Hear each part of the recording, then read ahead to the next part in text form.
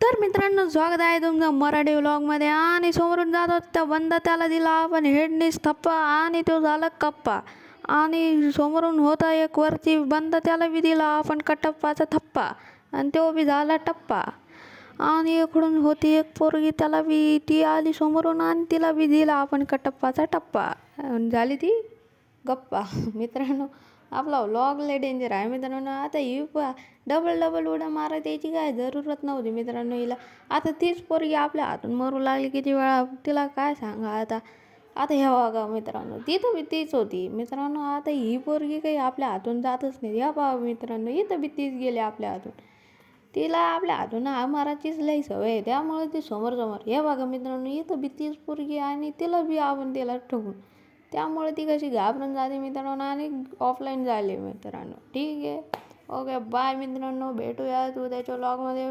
Bye bye.